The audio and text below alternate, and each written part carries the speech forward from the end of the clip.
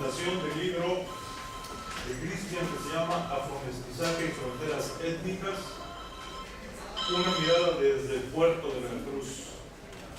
Y la primera participante va a ser la doctora Lorraine Carnot, que es doctora en Sociología por la Universidad de París-Diderot.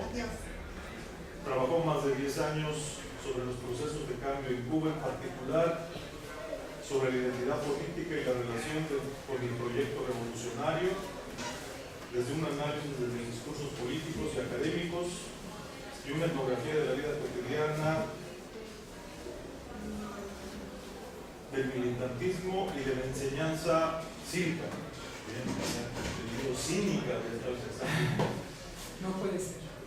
Es maestra de aquí de la facultad, en social, en la carrera de social y en la de antropología histórica, y pues va a ser la primera comentarista del texto que estamos presentando y que terminando de aquí pueden, por un pequeño descuento, si les convence el asunto. Entonces, la doctora Lorraine Carnot. Pues, ¿Sí funciona? Sí, está. Así son. Bueno, pues en primer lugar, qué bueno que pudiste estar aquí, a pesar de que no fue así muy planeado, pero finalmente resultó. Y qué bueno que podemos presentar este libro que pues tuve la suerte de traducir. un poquito más fuerte. Y eso quiero agradecértelo en particular porque fue un gran placer. Eso es una de las cosas que más me gusta después de la investigación de esta traducción de su libro. Muchísimas gracias.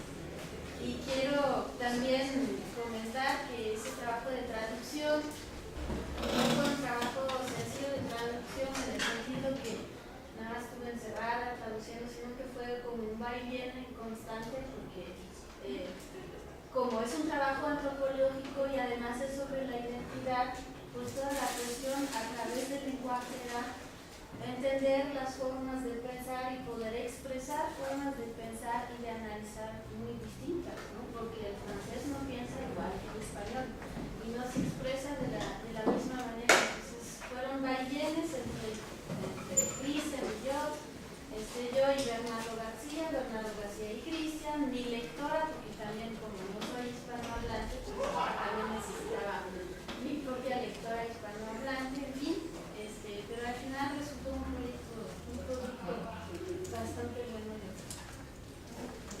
Para empezar, pues a mí me va a tocar la parte un poco más formal de presentación del libro a partir de los capítulos, ver cuáles son un poco los temas que desarrolla cada capítulo. Para empezar, ¿cómo podríamos definir este libro de Cristian? Pues podríamos definirlo de diferentes maneras, pero yo creo que el título que escogió para ese evento de la etnicidad en la ciudad define bien su trabajo de manera transversal y en particular en esta obra que es un análisis de la etnicidad urbana, de sociología urbana, podemos decir, pero con enfoque en cuestiones étnicas y metodología antropológica. Este libro se compone de 7 capítulos, y cada cual de los que lo hemos leído nos gusta más un capítulo, más otro, pero bueno, yo creo que lo interesante es que cada capítulo ellos se relacionan entre ellos y se explican unos los otros. O sea, no se podría entender un capítulo solo, ni 2 puntos separados, sino que también hay un hilo conductor, una muy buena contextualización y varios estudios de caso, ¿no? En primer lugar, entonces, Cristian nos ofrece una amplia contextualización de la problemática de la cuestión étnica y el afromestizaje en México, desde el origen esclavista hacia las migraciones cubanas en particular y sus impactos en la construcción de las categorías de la identidad étnica o racial, según uno lo quiera usar un término u otro, en el cuerpo. plantea las implicaciones en cuanto a la construcción nacional y la relación con el contexto académico también, y en la manera de abordar este tema. Y él explica también en este primer capítulo, que es un capítulo introductorio muy amplio, explica su postura metodológica basada en la etnografía. Finalmente, su marco teórico está basado en juntar dos tradiciones de análisis de la problemática étnico-racial, que es la tradición europea y la tradición estadounidense, y hacer énfasis en diferentes niveles de la realidad social. Por un lado, las instituciones a través del estudio de las políticas culturales, y por otro lado, las representaciones de la ciudad desde representaciones, como podríamos decir, desde afuera, ¿no? Serían los historiógrafos, las guías de turismo, los académicos y demás, y desde adentro, desde los mismos actores sociales o organizaciones sociales. El capítulo 2 ya entra más en el tema veracruzano, se llama Veracruz Boca del Río, y se trata de contextualizar la urbe, es decir, no solamente el puerto de Veracruz, sino este conjunto urbano Veracruz Boca del Río.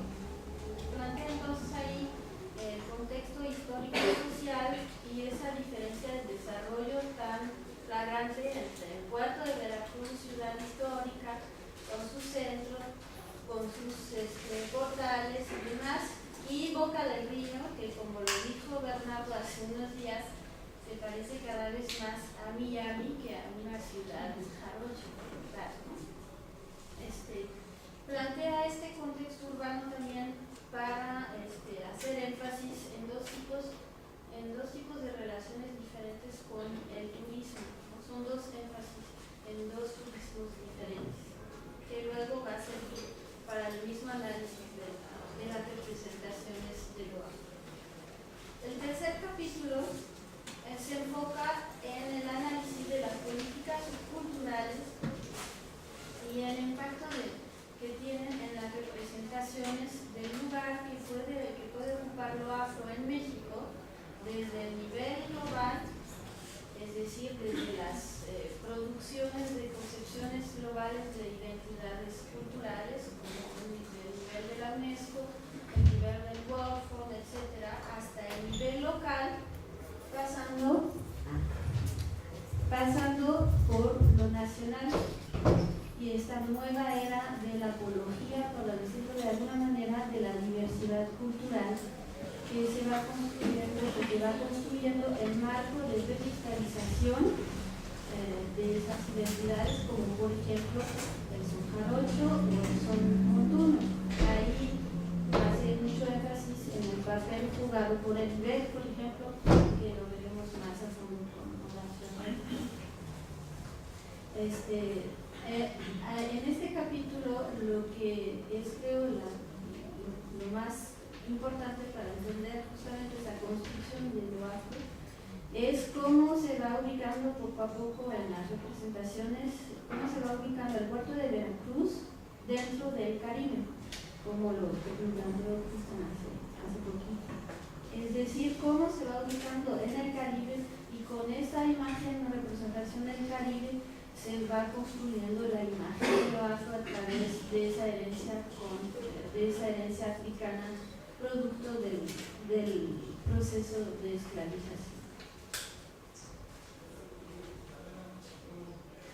El cuarto capítulo es sobre el discurso turístico y historiográficos. A primera vista uno podría pensar que tiene que ver una cosa con la otra, pero sí se relaciona en el sentido que se construye en gran medida este discurso turístico, se sustenta en los discursos, en las construcciones historiográficas, y viceversa, algunos elementos de las historiografías que tienen un discurso a veces politizante.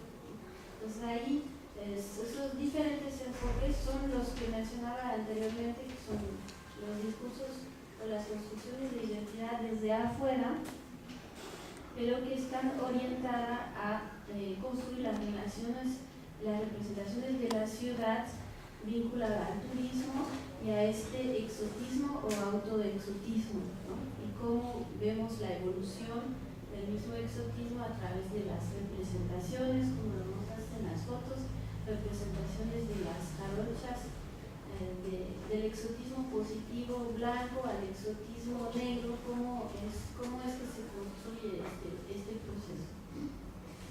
El quinto capítulo se llama La Huaca, Barrio de Negros, y es realmente el primer estudio de caso como tal del libro, que es esta etnografía que realizó Cristian en el barrio de La Huaca, y lo analiza como laboratorio del mestizaje, ¿no? Con este barrio, él plantea un ejemplo de un barrio como se construye a través en primer lugar, en una problemática social, ¿no? Como un barrio de obrero, y cómo esa problemática social se va transformando hacia una problemática cultural, étnica o étnico-racial.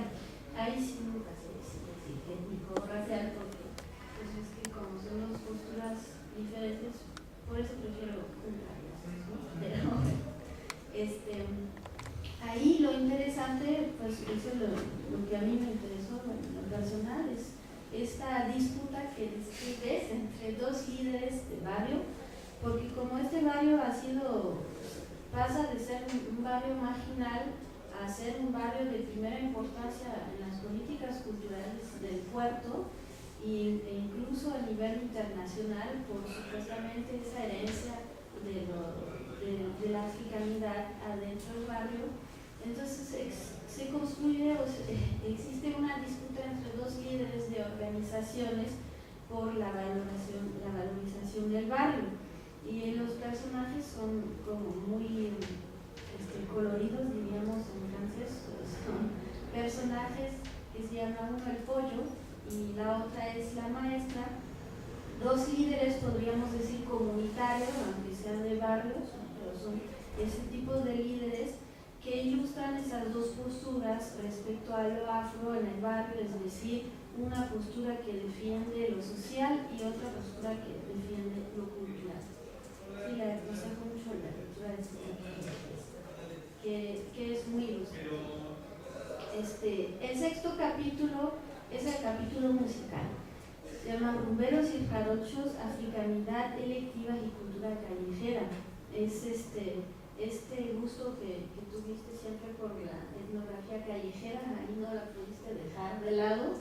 Y entonces este capítulo lleva la problemática de la etnicidad al ámbito musical, que por cierto ha sido muy importante en la construcción de la identidad o de lo afro, de la identidad afro-mestiza en el puerto. Ahí la rumba y el son jarocho, también la salsa, son cargados, son portadores de diferentes sellos de lo afro que se manejan a nivel de representación, o sea, lo afroantillano, lo afrocaribeño, lo afrohispano o lo afrolatino, y esas son las identidades o categorías que se van a manejar en los festivales, como lo hemos visto en las portadas que presentaste.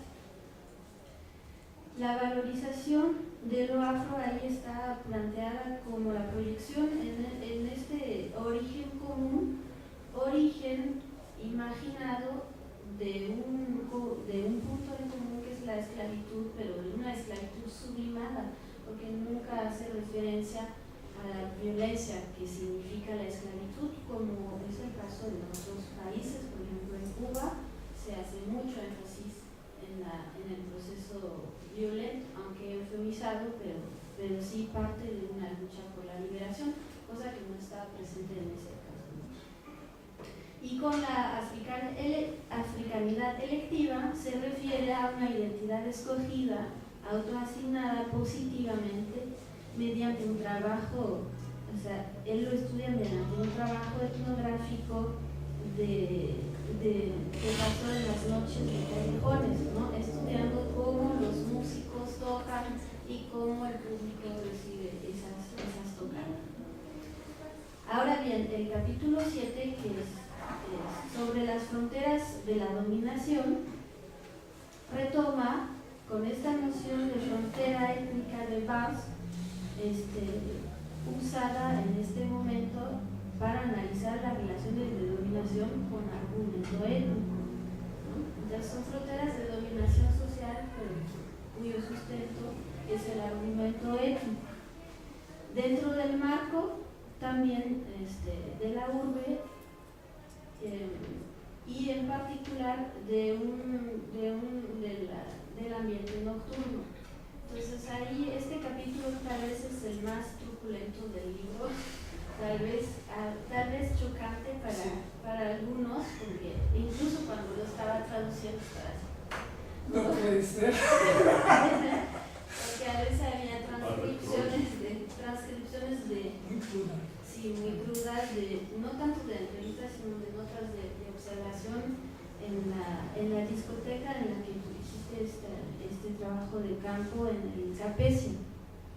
Ahí Cristian describió y analizó de una manera muy acertada, desde mi punto de vista, la sociedad de casta veracruzana como un pequeño, una pruebita, una muestra, digamos, de esa sociedad de casta representada en esta discoteca, y cómo se superponen los criterios de distinción social con lo étnico, el género y lo estético, ¿no? Ahí finalmente, para concluir, o sea, mi conclusión sobre el libro más bien es que la riqueza de esta obra para mí es esa metodología, ¿no? Esa etnografía muy fina, muy delicada de la realidad, pero no solamente de la realidad social callejera, sino de todos los niveles de esa realidad, y esa capacidad que tú tienes de entrelazar esos diferentes niveles de realidad para entender cómo funcionan los actores y por qué hacen lo que hacen. Esta mirada, que está un poco indefinida en el título del libro, una mirada desde el puerto de Veracruz, dice el subtítulo, pues finalmente no es una mirada, es otra mirada, porque que yo sepa no se ha hecho otro trabajo de este tipo sobre el puerto. Se ha hecho en otros contextos, pero en el puerto no, y esta mirada pues es más tu mirada, esta mirada muy analítica y musical. Eso es para mí. Gracias.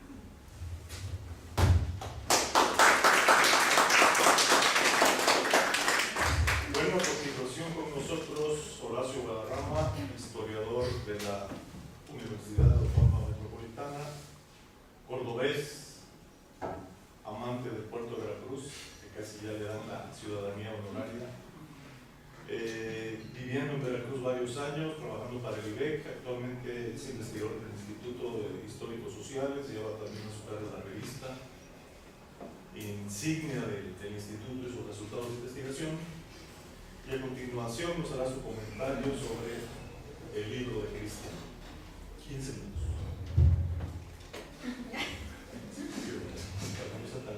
Muchas gracias. Muchas gracias a Jorge, un amigo de hace muchos años. Él dice que soy el único jarocho nacido en Córdoba, ¿no? Yo siempre digo que es el único jarocho de buena cepa, nacido en la periferia del barrio de La Huaca, devenido antropólogo social y sobre todo jarapéntico. Ya estamos hablando.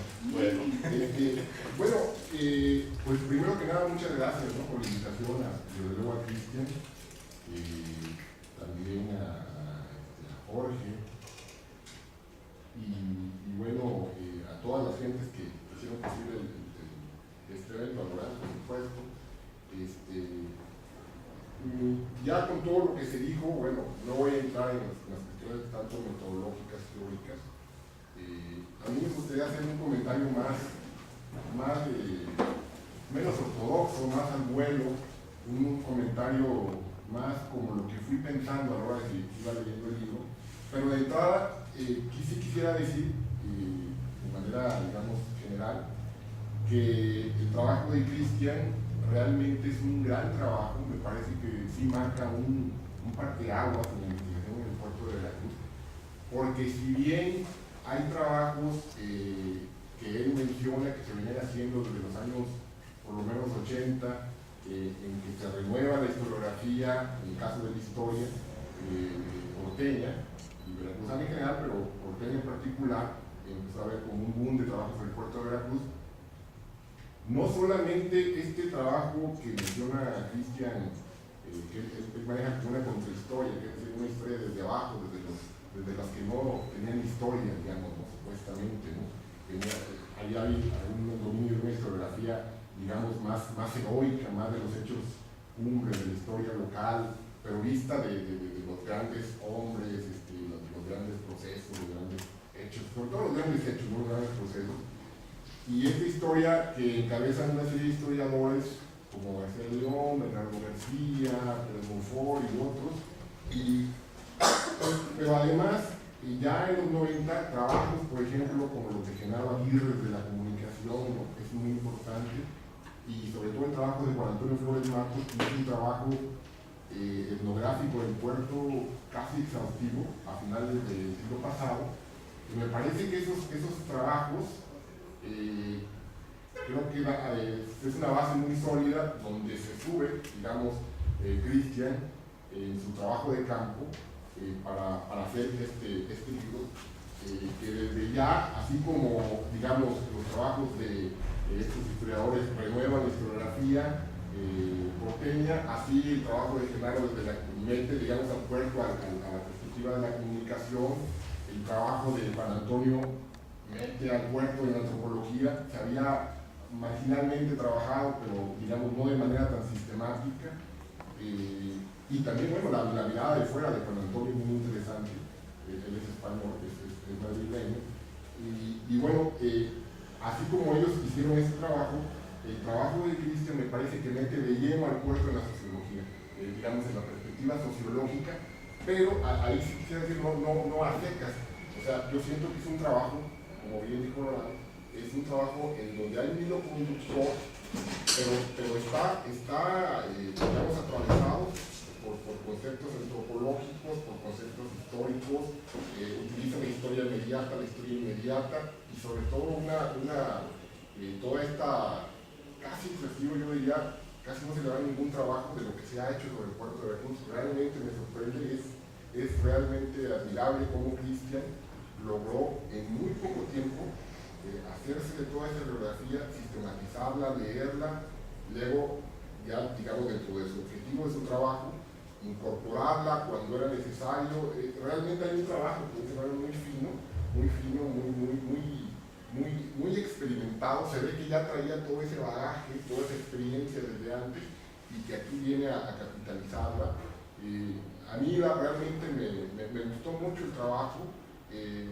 Hay muchas cosas, desde luego, que se van a prestar a debate, como en el caso de Juan Antonio, en el momento lo comenté, pero esa es la idea, ¿no? Es abrir la discusión sobre. Hay temas que se tocan nada más de paso, otros que se profundizan más, pero sin embargo yo creo que el trabajo seguramente va a abrir nuevas líneas de investigación y pone unas bases muy firmes, y bueno, yo creo que eso hay que de entrada destacarlo, ¿no? O sea, que sí es un trabajo que, además, otra cosa, que Cristian no vino una semana ni unos meses, estuvo viviendo en el puerto de Veracruz 3 años, no recuerdo mal. A mí me tocó ver cómo parecía que estaba divirtiéndose de repente, pero en realidad estaba trabajando, no se crean. O sea, podía estar en un metro, podía estar en una exposición artística, podía estar en un bailando, pero siempre sacaba su libretita, como aquellos viajeros del siglo XIX, ¿no?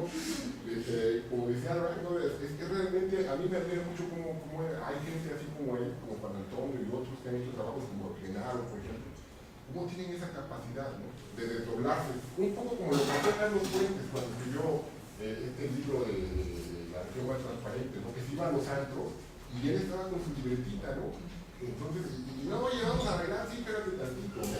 Entonces, bueno, y sobre todo hay otra cosa que me parece importantísima, y que yo le decía hace rato, cuando lo estaba leyendo me sentí incluso objeto de estudio, porque todo esta película que yo que estaba leyendo, digamos, yo viví todo ese proceso de práctica en carne propia, desde finales de los 80 hasta finales de los 90, y bueno, incluso, aunque ya lo viví después allá, en el 97 llego a Jalapa, por azar del destino, y sin embargo yo sigo yendo a Veracruz y estoy más o menos al tanto, de repente me desactualizo un poco, pero sí me tocó ver, digamos, el proceso de Cristian, cómo se involucró, cómo hizo amistades, esa capacidad pues que no es tan fácil, digamos, sobre todo extranjero, francés, pues, a veces en ciertos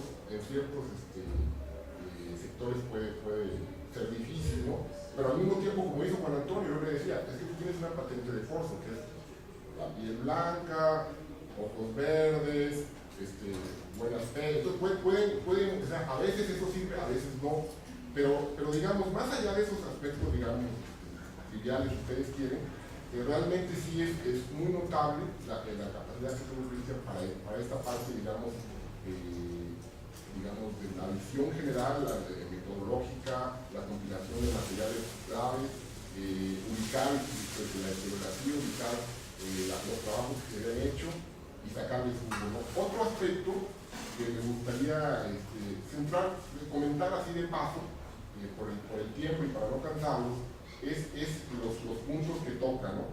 Yo creo que hay una frase al inicio del libro que es clave, ¿no? Para poder entender. Dice, el presente libro pretende hacer énfasis en los modos de identificación étnico-raciales que remitan a raíces africanas, a la percepción del color de la piel, los rasgos fenotípicos considerados como más o menos negros, de las características culturales diferentes como afrodescendientes, afrolatinas, afrocaribeñas. El objetivo, dice desde un principio, para que no haya pierde, es entender cómo estas formas de identificación se movilizan, modelan, ponen en escena, convierten, editan, cuestionan, pero también cómo se insertan en la vida social, que se fundan en las diferencias de clase, género, generación, características percibidas, social, históricamente, en términos regionales. O sea, en esta frase inicial está metido como condensado en todo el libro. Realmente todo lo que ya les habló Cristian, todos los aspectos, digamos, todos los conceptos, todo lo que está, digamos, atrás, ¿no? Como telón de fondo para explicar esto. Realmente entrar en el curso es muy complejo porque es una sociedad muy heterogénea, con mucha, no solamente desde lo afro, sino acuérdense que también hay migrantes europeos que llegaron a finales del siglo XIX y que hicieron todavía más compleja la sociedad veracruzana, pero además, por otro lado, blanquean, ¿no? Vamos a meternos en unos jarochos, digamos, de la élite. Yo recuerdo cuando vivía en Veracruz y se estaba haciendo cosas sobre, digamos, rescatar esta cuestión de la tercera raíz en ese tiempo en boga, y decían que es un grupo negro, que están locos, ¿no? Le decían a Rodríguez y a María Martínez Montiel, que eran las que encabezaban ese proyecto, que es un proyecto, como bien dice Cristian, que viene es supranacional, que viene desde la UNESCO y baja, y se aplican estas políticas desde la Ciudad de México, y de la Ciudad de México bajan, y digamos, al final aterrizan en un afrocaribeño, por ejemplo. Por cierto, un afrocaribeño que está totalmente bocabajeado, ahora es un insulto, ahora es una cosa terrible. No voy a meter ese tema, pero es prácticamente deplorable lo que pasa ahora, ¿no? Pero, digamos, rescatando esta parte de las políticas, cómo se aplica, cómo se ve todos estos conceptos, todo este objetivo que plantea Cristian, dentro de los temas, ¿no? Dentro de las políticas culturales, del discurso historiográfico y turístico, lo del baño de la Huaca, los números y jarochos, nomás faltó decir trovadores de veras, ¿no? A primera toda la frase de Lara, y lo de las fronteras de dominación. Bueno, ahí se ve muy claro, por ejemplo, en el caso de las políticas culturales, ¿no? Como de la tercera raíz. De hecho, mi jefa, que era de María Martínez Montiel, era la que encabezaba a nivel, no me acuerdo si nacional, pero por lo menos en el puerto, cuando ella era directora de un área del IBEC, y era como la mano derecha de Ida Rodríguez que era la directora, la aplicación, la instrumentación de toda esta política ahí se veía, digamos, yo fíjense que yo llegué a la industria en el 87 y veía todo esto un poco como extraño, porque a mí me hablaban de un discurso y yo, que vivía en la Huaca, por cierto, como bien dice Sagrario, no es exactamente así, ¿no? O sea, era mucho más complejo que todo eso que desde el discurso se manejaba, de que la sociedad país negro.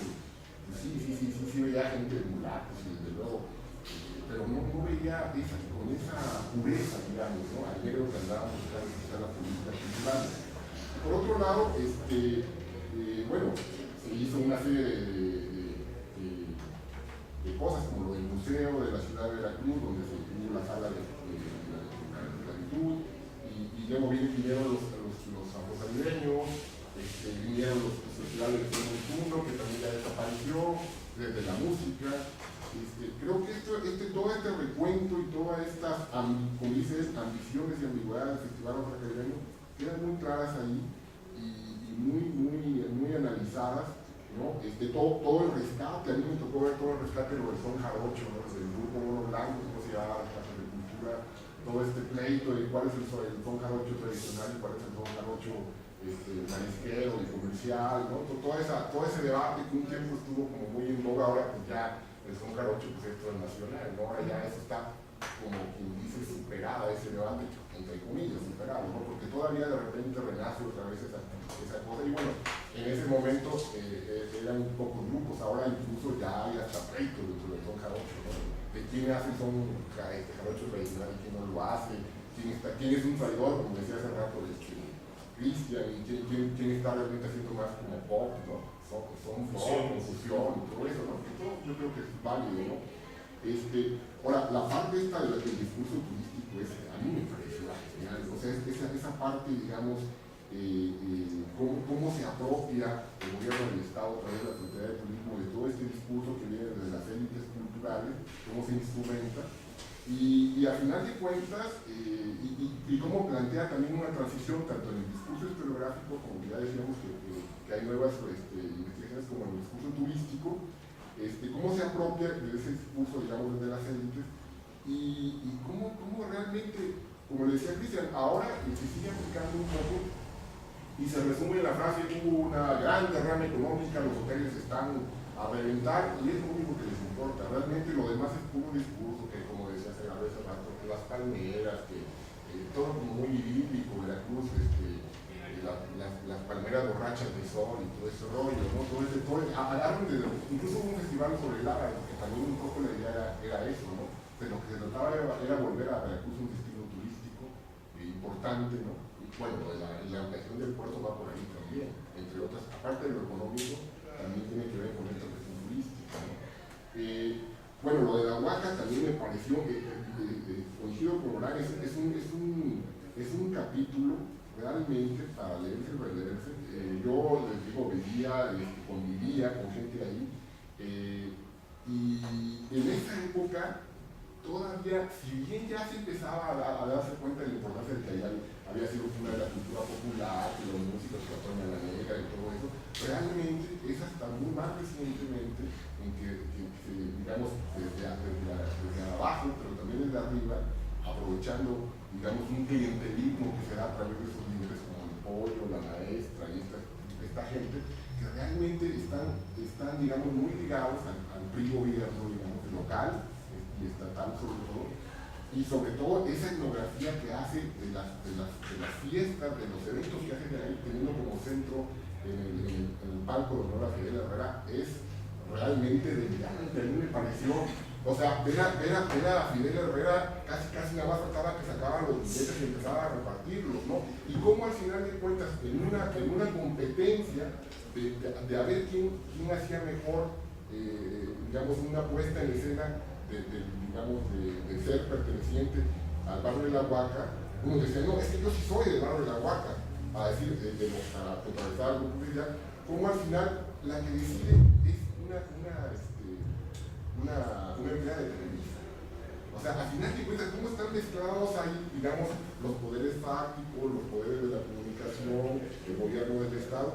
Y yo, me imagino, yo no estuve ahí, pero me hubiera encantado estar ahí. Ha de haber sido una cosa de locos, vaya, está ahí, y luego Fidel ahí en el centro, ¿no? Así como que yo soy el rey y póngame los bufones, ¿no? Yo la verdad cuando leí esto estaba divertidísimo, es muy divertido además, aparte digo, más allá de lo serio que hay en la investigación de Christian, que es de una seriedad absoluta en cuanto a fuentes, metodología, esa parte etnográfica, bueno, es realmente notable.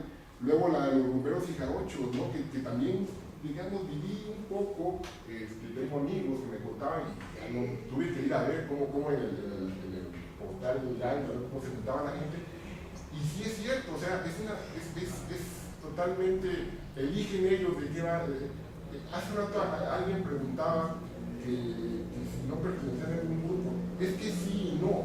Es decir, yo puedo ir con un grupito de amigos a divertirme, pero ya ahí a lo mejor ya no me sigo con ese grupito, me voy con otro y conozco a otro. Es como muy poroso, ¿no? Como este concepto que maneja Juan Antonio, ¿no? Sí, de la piedra, o sea, como que realmente es muy difícil aprender eso. Y por otro lado, como ubicar, estos son los grupos este es el grupo X, el grupo Y, no, en realidad es una mezcla un poco de todo. ¿Sí? Y además, también incluso desde el punto de vista de clase, digamos, de ubicación espacial dentro de la ciudad, ¿no? Que vienen de tal barrio, que vienen del centro, que vienen de la Flor del Magón, que vienen de la Pochota, etcétera, ¿no? Todo eso se ve reflejado y además, otra cosa bien interesante, dicen que ahí hay museos, que no es una organización que viene de abajo que ni siquiera turismo tomaba en cuenta. Ahora dicen, no, pues es interesante, vamos a tomarla en cuenta, ¿no? Pero ya cuando vieron que como que triunfó, ¿no? Como que tuvo éxito. No sé si sigue ahora, pero hay algunos procesos que decía Christian que, digamos, que él vivió, que algunos incluso han desaparecido o han tomado otro rumbo, ¿no? Yo me imagino que lo de la Huaca sigue, porque incluso la universidad está involucrada. Lo que yo sí veo en el caso de la Huaca es, yo no sé, es mucho discurso, pero en los hechos, espacialmente la Huaca se ha ido reduciendo, incluso literalmente me refiero, no físicamente, hay espacios donde han tirado casas, ¿no?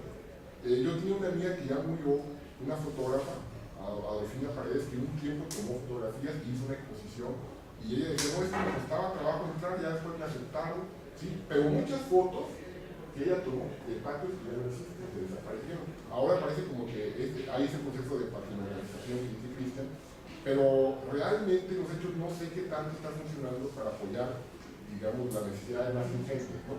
Esa es una parte muy interesante, y bueno, lo de esta cultura callejera, ¿no? Lo de la salsa, lo de la juventud sonera, ¿no? Como incluso hay muchos hasta discos, ¿no? Creo que es una organización muy interesante, muy bien analizada, ¿sí? Y luego, bueno, la parte incluso llega es una etnografía interesantísima, pero como si ustedes lo leen, como decía, es casi hasta grotesco a veces, ¿no? La manera en que digamos, se ve en un espacio como esta Trapecio, que yo conocí como un centro de salsa, era buenísimo además, era de veras lo mejor de la salsa, y bueno, no solamente ahí, pero también digamos en los carnavales, bueno, digamos entre comillas, o por lo menos lo más conocido, pero de repente sí llegaban grupos, al menos a mí me tocó unas veces que llevaban grupos muy buenos, pero no se daban esos espectáculos, ¿no? En donde, como dice bien Christian, se usa género, raza, clase social, y cómo, digamos, ciertas clases trabajadoras, con tal de tener una botella de whisky o algo, son capaces de todo, casi, ¿no? El rollo de la humillación, todo esto.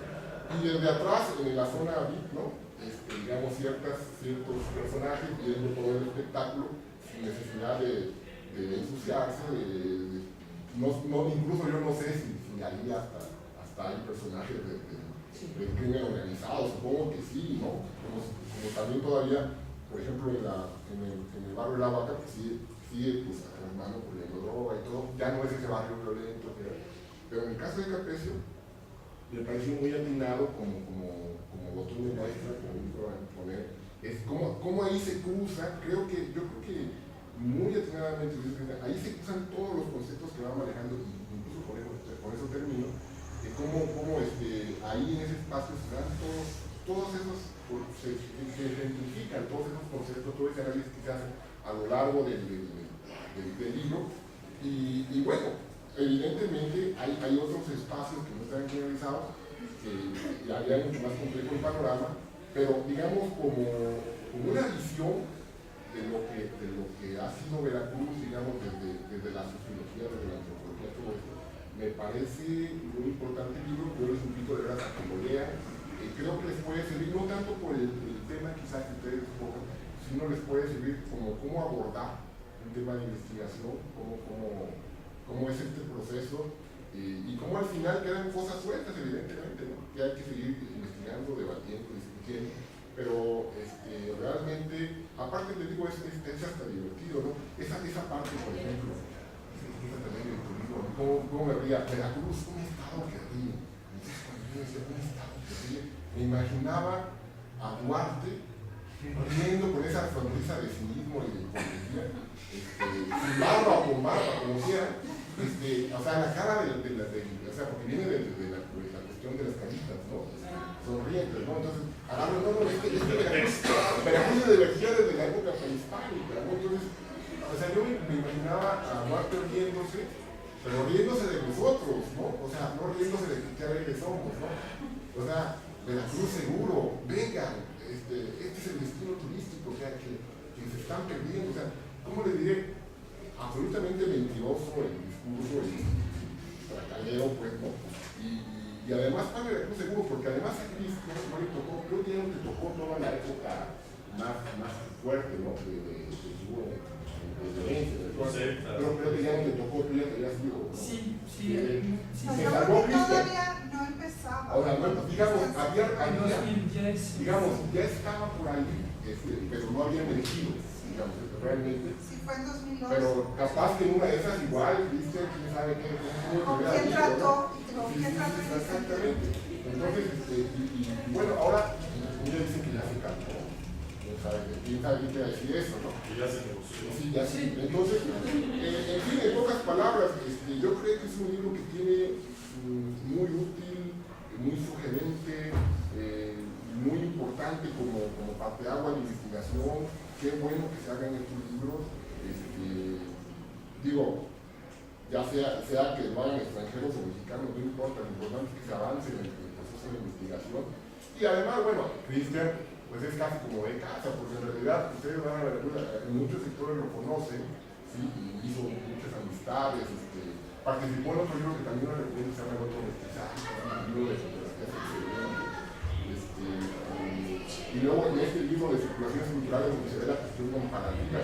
Yo creo que, digamos, vistos así en su conflicto, plantean una nueva forma de ver a Veracruz, y sobre todo que desmonta todos estos mitos que hay atrás, ¿no? De Veracruz. Y yo digo que en su justa dimensión, insisto, se puede debatir, pero yo creo que es un crítico muy objetivo, y bueno, es un esfuerzo que hay que aplaudir. Muchas gracias.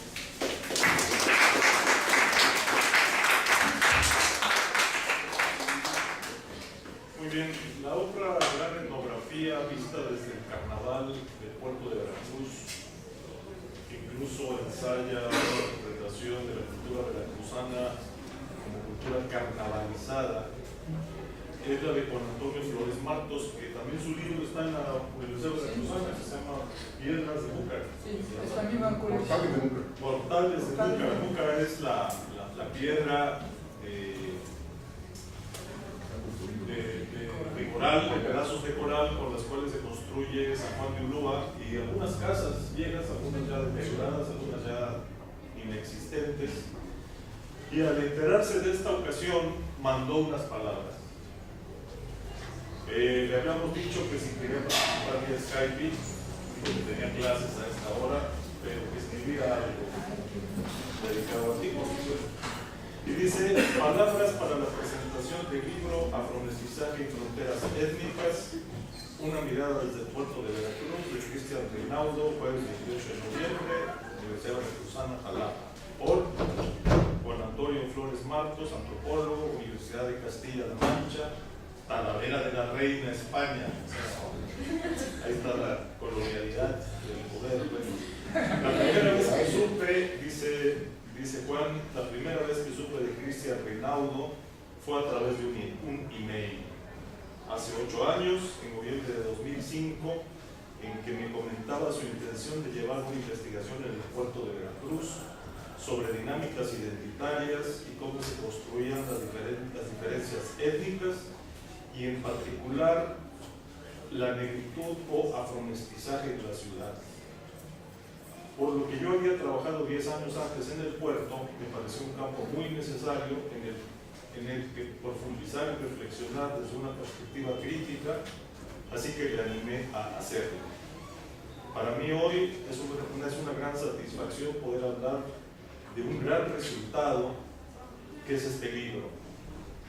Entre medias de este proceso tuve la oportunidad de conocerle brevemente en 2008 y más intensamente en 2010, donde me invitó a abrir el Coloquio Internacional Ciudad y Puerto de Veracruz. En primer lugar, creo importante resaltar los rasgos que, por infrecuentes, merecen por sí solos la invitación a la lectura de esta obra: su solidez teórica, perspectiva crítica, originalidad metodológica y una aguda etnografía urbana. Se trata de un texto que combina la solidez teórica sobre los estudios de negritud y afromestizaje, todo esto con comillas, con una perspectiva crítica que toma distancia en buena medida con la ortodoxia académica y matrices convencionales existentes en este campo de estudios. No le interesa replicar las ideas y perspectivas más reiteradas de las que se ya han estado hablando por las vacas sagradas sobre este campo, sino que atendiendo a la singular especificidad del afromestizaje y juegos de autopresentación identitaria de lo negro en la ciudad de Veracruz, persigue ofrecer un análisis propio. Esta invisibilidad que adopta la negritud en Veracruz, en los discursos y prácticas cotidianas, y la hipervisibilidad e imaginación de la tercera raíz que las políticas culturales enfatizan a partir de los años 90, son analizadas con perspicacia y el sosiego que merecen. Así llega a producir y destilar una idea que expresa muy bien uno de los juegos que yo intuía entre la flota del puerto, aunque jamás llegué a ponerles nombre, más allá de enunciar la imagen de, otra vez entre comillas, trasvestirse de cubanos, en lo que Christian define como, cita, una cultura callejera que expresa una africanidad electiva, imaginando que, parafraseando la obra de las afinidades electivas de Goethe, me permitirá el autor y la audiencia señalar a partir de mi propia experiencia de campo en el puerto que no resulta nada fácil para un extranjero güero, buena gente, llevar adelante una investigación de tal ambición y calado entre la banda, la flota y la raza que se bate el cobre cada día en el puerto. Quiero decir, resulta complicado para alguien de este perfil trabajar sobre la identidad negra y afromestiza en un contexto sociocultural tan marcado por una experiencia y prácticas sociales de castas. No solo debió resultarle complicado trabar relaciones personales, confianza e incluso amistad con sus informantes e interlocutores con los que compartió tiempo y vivencias, sino que quizá más raro debió resultarle que se sintieran interesados por el tema de la investigación que estaba desarrollando. Hace apenas 2 meses me tocó participar en un tribunal sinodal de tesis doctoral de Darío Ranucciari en la Universidad de Granada. Su investigación se titulaba Música y etnicidad en el archipiélago de San Andrés y Providencia, en Colombia. Y en ella contaba cómo su trabajo de campo y relaciones complicadas con informantes cambió radicalmente cuando se inmiscuyó como técnico, fotógrafo y camarógrafo en la filmación de un documental. Creó Insight sobre un grupo de músicos de San Andrés. Ello le permitió acceder a una observación más real y rica, más allá de la categoría convencional de observación participante. Sin ser una estrategia premeditada, esto me recuerda a la originalidad metodológica e implicación que Christian desplegó durante su investigación de campo en Veracruz. Me refiero a su rol como técnico e ingeniero de sonido durante las actuaciones y tocadas de algunos conjuntos musicales, en especial con el grupo Juventud Latina, Sonera, Sin duda, esto no solo facilitó su campo, sino que esa expresión de su pasión por el son montuno y música afro le permitió conectar, tener el respeto y reconocimiento con las gentes del puerto y hacer aún una más intensa y exhaustiva investigación. Ello además se conecta con esta preocupación real en la antropología contemporánea por la revolución o el intercambio más horizontal, donde fluye la reciprocidad de productos con la gente con la que trabajamos. Los dos capítulos que más me han hecho disfrutar del libro son sin duda el sexto, Romeros y Jarochos, probablemente porque constituyen dos estudios de caso de una etnografía urbana muy rica y complicada de hacer y muestran la fina capacidad como etnógrafo del investigador, reflexionando además sobre etnicidades e identidades a partir de la música, el ritmo y el baile. El primero de estos dos capítulos es una etnografía del performance musical activado por el conjunto Juventud Sonera, tocando en el portal de Miranda en la actividad Noches de Callejón. En ese escenario y momento se dan momentos e incidentes expresivos que manifiestan esa africanidad electiva. Al reflejar comentarios de un músico del tipo ¡qué bárbaro! ¿Cómo baila esa negra? Referido, por ejemplo, a una mujer sin rasgos fisiológicos ni negros, ni remotamente mulatos tan siquiera. De esa capacidad de observación y análisis dan cuenta frases como la siguiente: cuando hablando de los bailadores y bailadoras en esa porción del Zócalo, registra las interacciones y performances desplegados. Cita: no se trata de definirse como negro, sino de bailar algunas secuencias rítmicas con sobreactuación, gestos y movimientos coreográficos que remiten al mundo de lo afrocaribeño. Es un acierto del dibujo de la portada del libro, obra de Julio Torres, que inmortaliza una de esas escenas de bailadores de los ritmos de la juventud sonera en el portal de Miranda, dando su lugar incluso al loquito danzonero que vendía los CDs. De hecho, no puedo imaginar el libro con una portada más distinta. Más complejo todavía y con más matices que me parece su etnografía del antro Capecio Disco, también autopromocionada como la casa de la raza, en el último capítulo citado del libro. Lo que era una de las discos gruesas y bravas del puerto de los 90, donde sobre todo se bailaba salsa y a la que fui introducido de la mano de Miguel Ángel Montoya durante mi trabajo de campo, compruebo que se había convertido 10 años después en una disco de reggaetón. Cristian realiza un análisis simbólico y social descarnado y muy potente de las prácticas de humillación y de encastamiento, de afirmación de las castas y posición social de los participantes en esas actuaciones. Como muestra, dejo el siguiente fragmento literal. Lo que muestran estos concursos de la diversión sin censura de Capecio, donde la inversión de los roles sexuales y la violencia ponen a las muchachas y a los muchachos de los barrios pobres en situaciones de humillación pública, es que esta cultura del desmadre participa en realidad en la reproducción del orden de las dominaciones y las relaciones de poder. Página 181.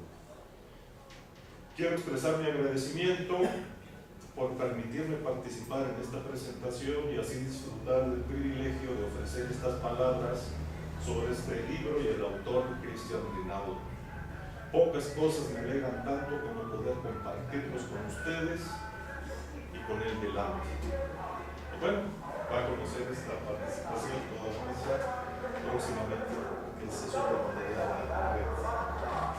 Es la participación.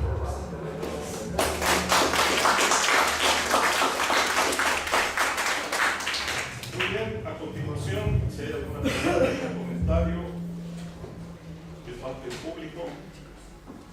Algo que nos quiera decir Cristian. No, creo que es difícil de añadir algo con todo eso, ¿no? No, lo que quería decir es que finalmente este último capítulo me parecía indispensable, imprescindible. ¿Por qué? Porque, con ese entra el debate, ¿no? Porque no es fácil para los lugareños de aceptar esta visión del puerto tampoco. Es difícil, pues yo tenía como debate con Bernardo García, que dice, cuando estaba corrigiendo la traducción, pero ¿qué es eso? Pero eso no es Veracruz, ¿no? Pero sí es, y creo que, bueno, porque lo de la cultura callerera, del son montuno, del danzón, del son jarocho, de los fandangos, todo eso, es una cultura promocionada también por los intelectuales, por la élite cultural. Pero lo que por la élite cultural local, y lo entiendo muy bien, ¿no? Porque por la élite cultural local, lo que no es cultura es reggaetón. Reggaetón, no entramos en eso. Pero sí, porque es también la realidad de la vida social, de la vida urbana. Así que hay que entrar. Y cuando entras en eso, vas a ver este tipo de cosas que me parecen muy cierto. Creo que la dificultad de eso, y es una dificultad a nivel metodológico, la dificultad de eso es decir, si lo que pasa aquí es una especificidad de Veracruz. Por supuesto, creo que no, pero es una especificidad de esta sociedad de casta que existe en Veracruz, que existe en otro lugar en México, que existe en otro lugar, como decía, en Cartagena, etc. No es específico de Veracruz, pero por eso el subtítulo es una mirada desde el puerto de Veracruz, no es un estudio de caso del puerto de Veracruz, sino es una mirada de todas estas lógicas a partir del puerto de Veracruz. Y con eso, bueno, puedo salir medio bien, ¿no? de este debate, pero creo que vale mucho la pena ir más allá de political correctness, ¿no? de lo que es lo popular desde una visión de los intelectuales y entrar en lo popular de la raza. La raza, pues este término de la raza me parece súper interesante y súper importante, porque la raza tiene varios sentidos, ¿no? Es el sentido de las clases populares, es la clase, es el pueblo, pero también es la racialización que viene más tarde.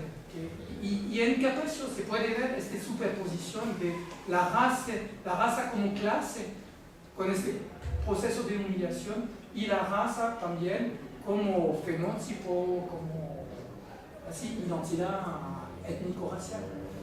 Por eso. Yo creo que lo he tratado de impulsar, pero no ha pegado, no ha resultado. Yo creo que hay que hacer un estudio integral del puerto. Tanto el trabajo de Juan y un poco menos el tuyo están muy centrados en la cultura, y el puerto es más. Yo le decía a Juan Antonio alguna vez que comentábamos su trabajo ya terminado, que lo presentó con un doctorado de estudios sociales, que se había adentrado en la cuestión laboral, si se había adentrado en la cuestión histórica. A mí me hace un poco de ruido, a reserva de que lo lea en detalle, esto de la africanidad efectiva. Yo creo que hace falta una buena historia social del puerto. Hace falta el análisis de clases sociales y también análisis desde el enfoque de lo decolonial, que algunos lo tenemos de impulsar por acá. Y yo creo que la imagen del puerto, yo soy de ahí, nací en los 50, tengo conciencia del puerto desde principios de los 60, 6, 7 años. Todavía tenía el puerto, en tranvías, etcétera, incluso Villa del Mar con piso de madera, ¿no? Donde estabas bailando y estabas viendo y oyendo el oleaje de tus pies, ¿no? Debajo de tus pies, los domingos. Pero bueno, a lo integral me refiero, y en particular a lo de africanidad electiva, que a mí me hace un poco de cortocircuito, porque el puerto es negro. Es decir, enfrente del Hotel Mocambo uno comienza a caminar y ve pura población negra. En esos camiones y en las periferias, incluso de gente que está llegando del campo, de Tejería, Medellín, que ahora ya se lo tragó el puerto, pero más allá, La gente es negra, Chacaltianguis, toda la gente de la cuenca, el Papaloapa, etc. La gente es negra. Y como bien los investigadores del Caribe lo encontraron, puedo hacer brevemente el relato. Cuando comenzaron los estudios de la cultura negra en el Caribe, uno de los pioneros fue Herskovits. Y Herskovits eligió la metodología de hacer investigación de campo en África y ver lo que subsistía en el Caribe. ¿Sí? Y le fue muy difícil. Fue una estrategia que fracasó. Y a la conclusión que llegaron los investigadores caribeños es que había que analizar la cultura negra en el Caribe porque mucho es de innovación. En mi tesis de licenciatura, que yo analicé el Caribe, hasta como una forma de autoinvestigarme, hay una propuesta estructural a partir de la teoría de la dependencia, que ahora puedo decir la teoría de los sistemas mundo, y de la antropología neoevolucionista del materialista, ¿no? Del materialismo cultural, gente como Sidney Mintz, el propio Barry Harris, en el caso mexicano, otros investigadores de neoevolución y antropología cultural. Y para ellos, la tesis de ellos, que yo aprendí de ellos, es lo siguiente: para entender el Caribe, o esta zona cultural del Mediterráneo americano, que a muchos nos gusta también como definición, como un área de intercambio que incluye Sevilla, todo el sistema de puertos del español, desde Cartagena, Panamá, Habana, Veracruz, pero también en Estados Unidos, como un área de intercambio cultural y de circulación de mensajes de personas, de bienes, música de manera muy importante, poesía, formas poéticas, etc. Con una mezcla, o más bien con una intensidad enorme. Había que estudiarlo en su conjunto. Y que de esa área cultural forma parte el sotavento de esta historia total que nos propone Antonio García León, en donde uno de los factores es no la negritud, porque ya es ideología, lo negro, digamos. Recordemos que en el siglo XVII el 80% de la población en Veracruz, lo que se llama la ciudad de las tablas, era negra. Los blancos, desde el 16 hasta prácticamente las campañas para erradicar el paludismo, caían como moscas muertos, ¿no? Del vómito negro, del paludismo, etc. Por eso se construye Jalapa, para que los blancos en los momentos de mayor intensidad de los mosquitos pudieran sobrevivir. Incluso en la maestría hay un compañero que está trabajando en unas guardias militares formadas por negros, porque eran los únicos que podían sobrevivir en la costa, ¿no? Entonces, la presencia de lo negro, me acordé de Bastille con esto de las Américas negras, que él mismo dice, no es África. Desde Brasil hasta el sur de los Estados Unidos podemos hablar en la costa atlántica de una América negra, incluso Perú.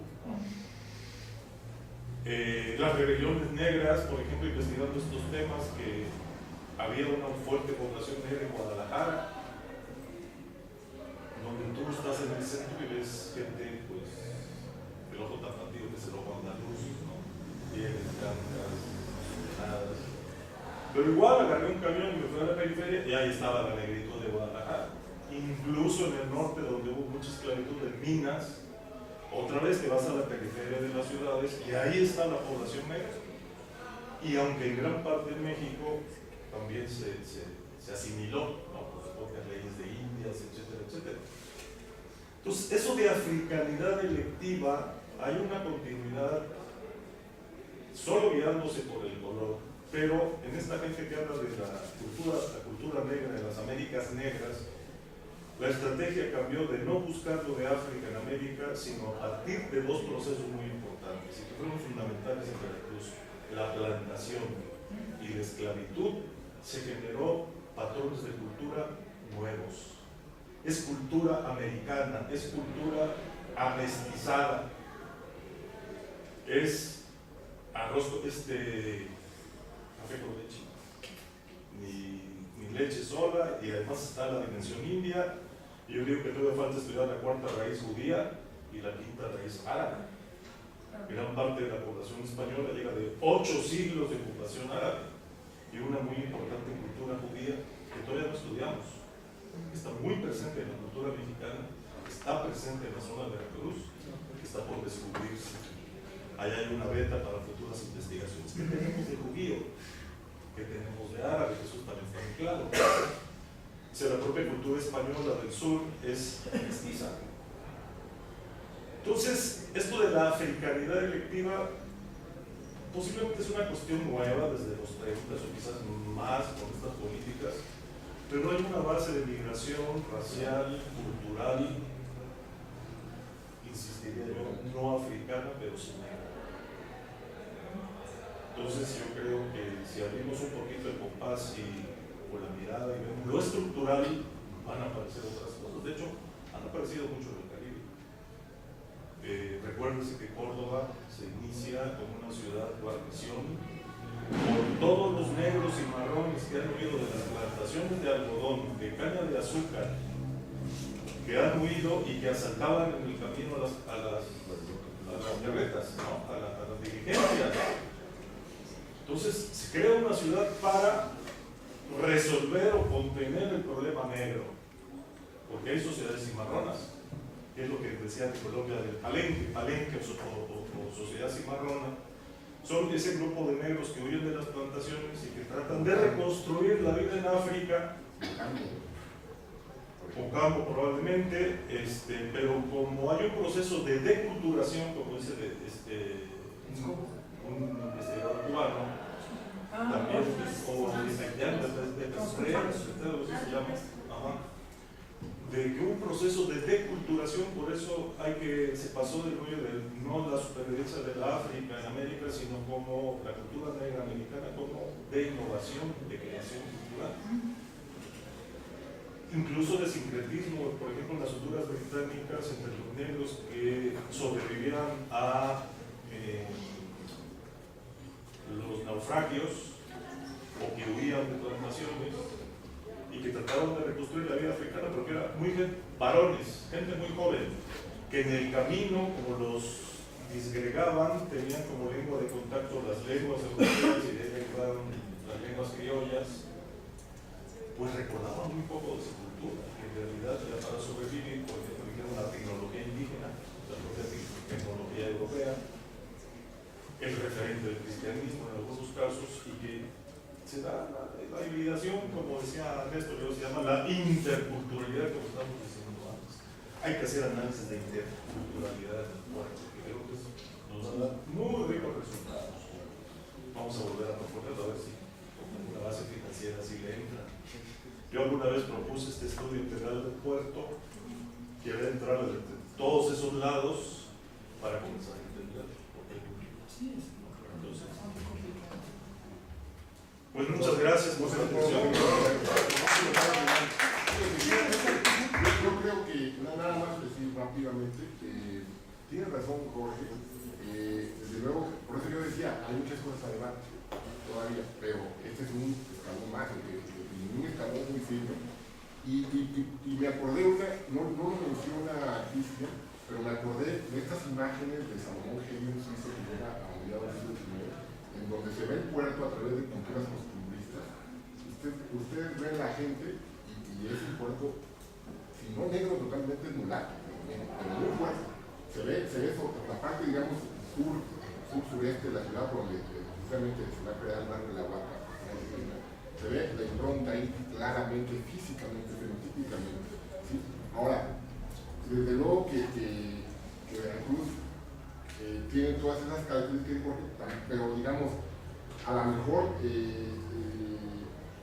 Cristian digamos, hizo el análisis, o más bien, Cristian hizo el análisis en un Veracruz urbano de un sector, o de algunos sectores, digamos, importantes, pero evidentemente hay una periferia muy compleja que hay que tomar en cuenta, y esta parte de la cuenca, ¿no? Toda esta parte, para poder entender todo eso. Pero de cualquier manera me parece que aún como que se pueda debatir estos conceptos, está esta cosa del encastamiento que dice Flormar con las casas, que creo que dice algo, ¿no? Y que bueno, cuando yo era chiquita, no acuerdo, no sé qué.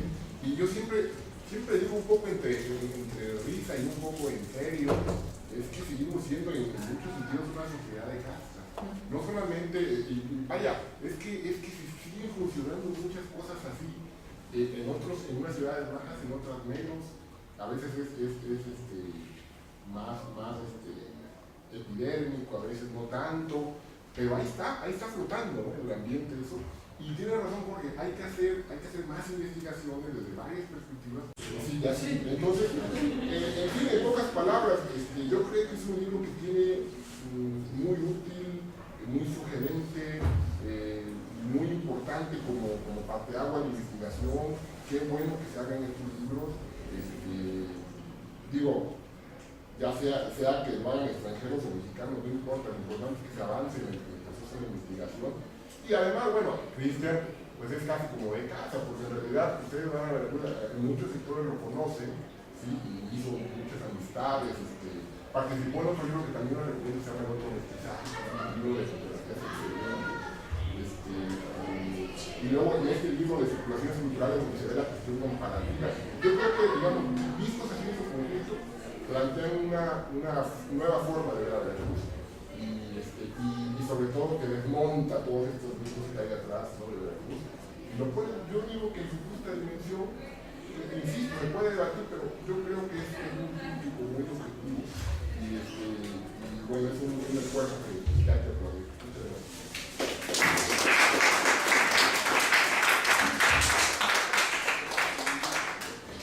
Muy bien, la otra gran etnografía vista desde el carnaval del puerto de Veracruz, incluso ensaya la interpretación de la cultura veracruzana como cultura carnavalizada, es la de Juan Antonio Flores Martos, que también su libro está en la Universidad Veracruzana, que se llama Piedras de Búcar. Sí, es la misma Portales de Búcar. Portales de Búcar. Búcar es la piedra de coral, de pedazos de coral con las cuales se construye San Juan de Ulúa, y algunas casas viejas, algunas ya deterioradas, algunas ya inexistentes. Y al enterarse de esta ocasión, mandó unas palabras. Le habíamos dicho que si quería participar vía Skype, dijo que tenía clases a esta hora, pero que escribía algo dedicado a ti, por supuesto. Y dice: palabras para la presentación del libro Afromestizaje y Fronteras Étnicas, una mirada desde el puerto de Veracruz, de Cristian Reinaudo, jueves 28 de noviembre, Universidad Veracruzana, Jalapa. Por Juan Antonio Flores Martos, antropólogo, Universidad de Castilla-La Mancha, Talavera de la Reina, España. Ahí está la colonialidad del poder. La primera vez que supe, dice Juan, la primera vez que supe de Cristian Reinaudo fue a través de un email. Hace 8 años, en noviembre de 2005, en que me comentaba su intención de llevar una investigación en el puerto de Veracruz sobre dinámicas identitarias y cómo se construían las diferencias étnicas, y en particular la negritud o afromestizaje de la ciudad. Por lo que yo había trabajado 10 años antes en el puerto, me pareció un campo muy necesario en el que profundizar y reflexionar desde una perspectiva crítica, así que le animé a hacerlo. Para mí hoy es una gran satisfacción poder hablar de un gran resultado que es este libro. Entre medias de este proceso tuve la oportunidad de conocerle brevemente en 2008 y más intensamente en 2010, donde me invitó a abrir el Coloquio Internacional Ciudad y Puerto de Veracruz. En primer lugar, creo importante resaltar los rasgos que, por infrecuentes, merecen por sí solos la invitación a la lectura de esta obra: su solidez teórica, perspectiva crítica, originalidad metodológica y una aguda etnografía urbana. Se trata de un texto que combina la solidez teórica sobre los estudios de negritud y afromestizaje, todo esto con comillas, una perspectiva crítica que toma distancia en buena medida con la ortodoxia académica y matrices convencionales existentes en este campo de estudios. No le interesa replicar las ideas y perspectivas más reiteradas de las que se ya han estado hablando por las vacas sagradas sobre este campo, sino que atendiendo a la singular especificidad del afromestizaje y juegos de autopresentación identitaria de lo negro, la la ciudad de Veracruz, persigue ofrecer un análisis propio.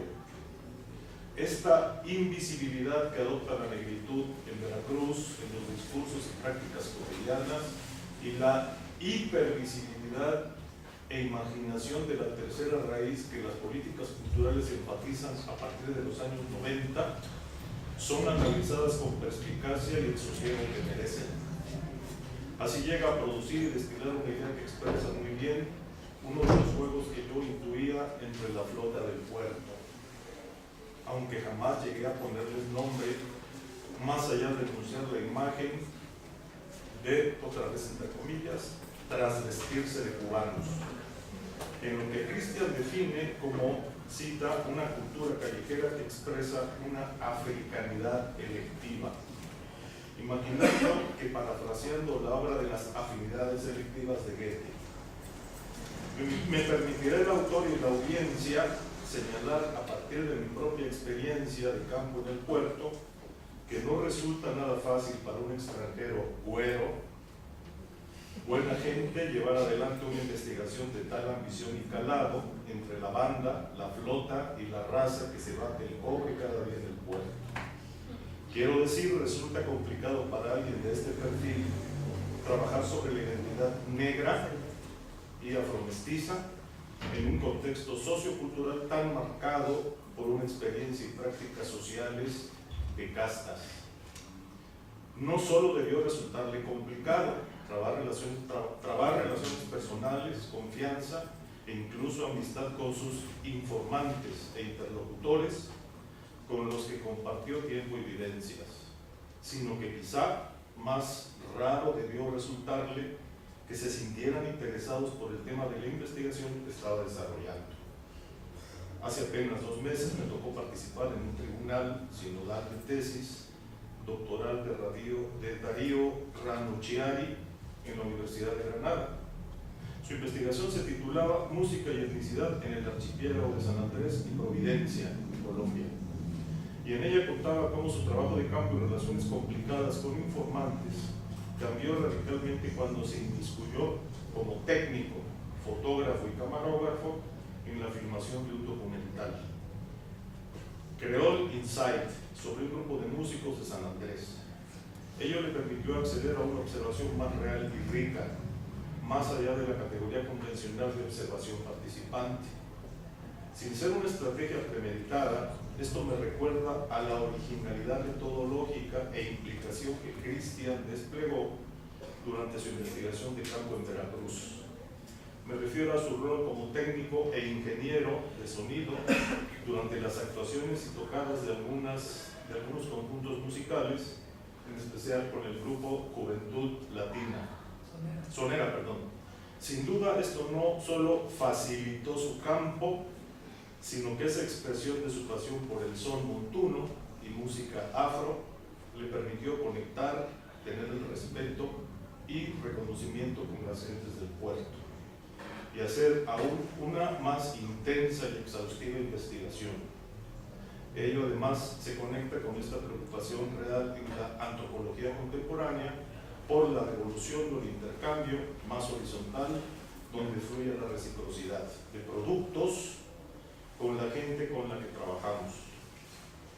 Los 2 capítulos que más me han hecho disfrutar del libro son sin duda el sexto, Romeros y Jarochos, probablemente porque constituyen 2 estudios de caso de una etnografía urbana muy rica y complicada de hacer y muestran la fina capacidad como etnógrafo del investigador, reflexionando además sobre etnicidades e identidades a partir de la música, el ritmo y el baile.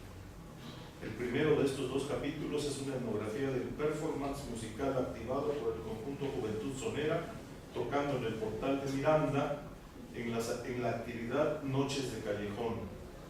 En ese escenario y momento se dan momentos e incidentes expresivos que manifiestan esa africanidad electiva. Al reflejar comentarios de un músico del tipo ¡qué bárbaro! ¿Cómo baila esa negra? Referido, por ejemplo, a una mujer sin rasgos fisiológicos ni negros, ni remotamente mulatos tan siquiera. De esa capacidad de observación y análisis dan cuenta frases como la siguiente: cuando hablando de los bailadores y bailadoras en esa porción del Zócalo, registra las interacciones y performances desplegados.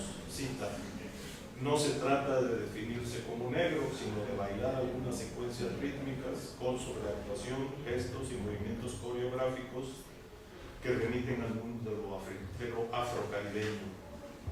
Es un acierto del dibujo de la portada del libro, obra de Julio Torres, que inmortaliza una de esas escenas de bailadores de los ritmos de la juventud sonera en el portal de Miranda, dando su lugar incluso al loquito danzonero que vendía los CDs.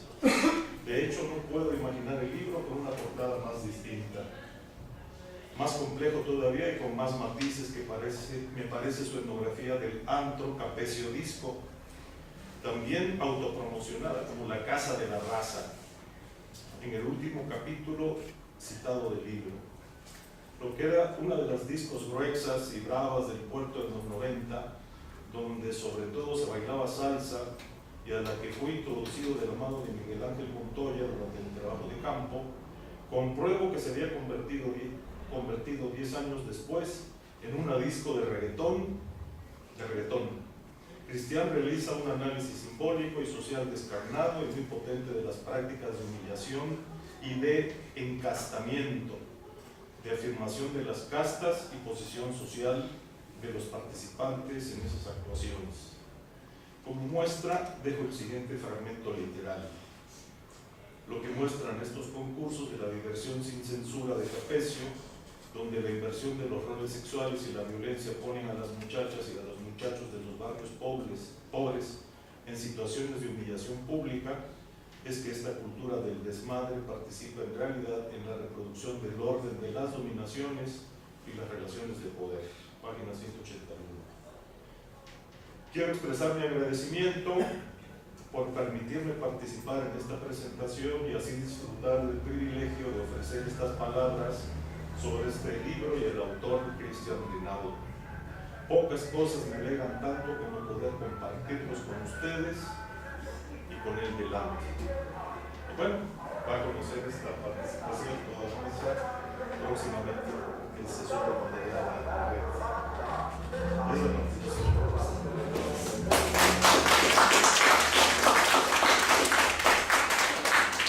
Muy bien, a continuación, si hay alguna pregunta o comentario de parte del público. Algo que nos quiera decir Cristian. No, creo que es difícil de añadir algo con todo eso, ¿no? No, lo que quería decir es que finalmente este último capítulo me parecía indispensable, imprescindible. ¿Por qué? Porque, con ese entra en el debate, ¿no? Porque no es fácil para los lugareños de aceptar esta visión del puerto tampoco. Es difícil, pues yo tenía como debate con Bernardo García que dice, cuando estaba corrigiendo la traducción, pero ¿qué es eso? Pero eso no es Veracruz, ¿no? Pero sí es, y creo que, bueno, porque lo de la cultura callerera, del son montuno, del danzón, del son jarocho, de los fandangos, todo eso, es una cultura promocionada también por los intelectuales, por la élite cultural. Pero lo que por la élite cultural local, y lo entiendo muy bien, ¿no? Porque por la élite cultural local, lo que no es cultura es reggaetón. Reggaetón, no entramos en eso. Pero sí, porque es también la realidad de la vida social, de la vida urbana. Así que hay que entrar. Y cuando entras en eso, vas a ver este tipo de cosas que me parece muy cierto. Creo que la dificultad de eso, y es una dificultad a nivel metodológico, la dificultad de eso es decir, si lo que pasa aquí es una especificidad de Veracruz.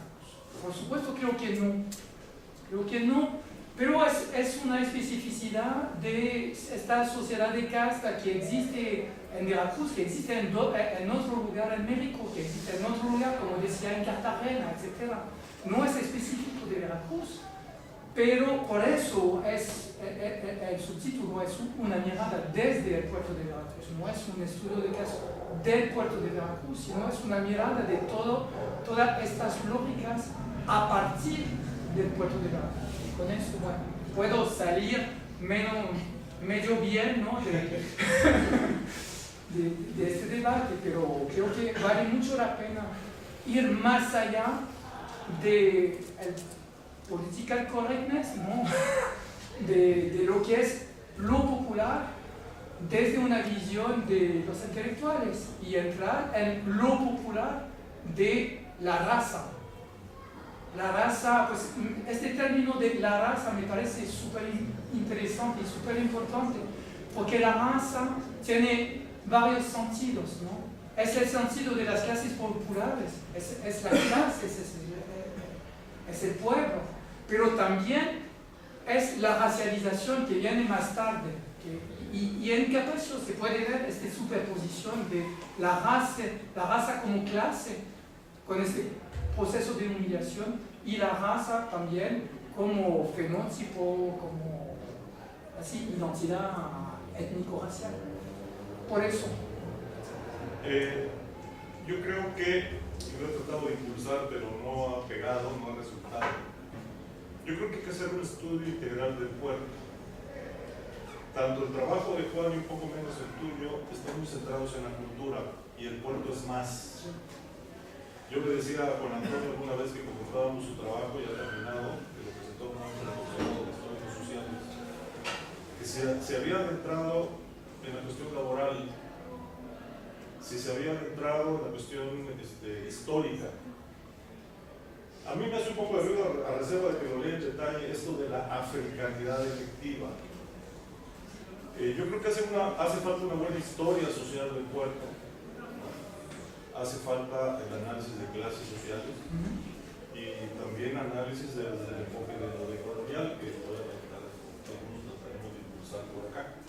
Y yo creo que la imagen del puerto, yo soy de ahí, nací en los 50, tengo conciencia del puerto desde principios de los 60, 6, 7 años. Todavía tenía el puerto, en tranvías, etcétera, incluso Villa del Mar con piso de madera, ¿no? Donde estabas bailando y estabas viendo y oyendo el oleaje de tus pies, ¿no? Debajo de tus pies, los domingos. Pero bueno, a lo integral me refiero, y en particular a lo de africanidad electiva, que a mí me hace un poco de cortocircuito, porque el puerto es negro. Es decir, enfrente del Hotel Mocambo uno comienza a caminar y ve pura población negra. En esos camiones y en las periferias, incluso de gente que está llegando del campo, de Tejería, Medellín, que ahora ya se lo tragó el puerto, pero más allá, la gente es negra, Chacaltianguis, toda la gente de la cuenca, el Papaloapa, etc. La gente es negra. Y como bien los investigadores del Caribe lo encontraron, puedo hacer brevemente el relato. Cuando comenzaron los estudios de la cultura negra en el Caribe, uno de los pioneros fue Herskovits. Y Herskovits eligió la metodología de hacer investigación de campo en África y ver lo que subsistía en el Caribe. ¿Sí? Y le fue muy difícil. Fue una estrategia que fracasó. Y a la conclusión que llegaron los investigadores caribeños es que había que analizar la cultura negra en el Caribe porque mucho es de innovación. En mi tesis de licenciatura, que yo analicé el Caribe, hasta como una forma de autoinvestigarme, hay una propuesta estructural a partir de la teoría de la dependencia, que ahora puedo decir la teoría de los sistemas mundo, y de la antropología neoevolucionista del materialista, ¿no? Del materialismo cultural, gente como Sidney Bintz, el propio Barry Harris, en el caso mexicano, otros investigadores de neoevolución y de ecología cultural. Y para ellos, la tesis de ellos, que yo aprendí de ellos, es lo siguiente: para entender el Caribe, o esta zona cultural del Mediterráneo americano, que a muchos nos gusta también como definición, como un área de intercambio que incluye Sevilla, todo el sistema de puertos del español, desde Cartagena, Panamá, Habana, Veracruz, pero también Estados Unidos como un área de intercambio cultural y de circulación de mensajes de personas, de bienes, música de manera muy importante, poesía, formas poéticas, etc. Con una mezcla, o más bien con una intensidad enorme. Había que estudiarlo en su conjunto.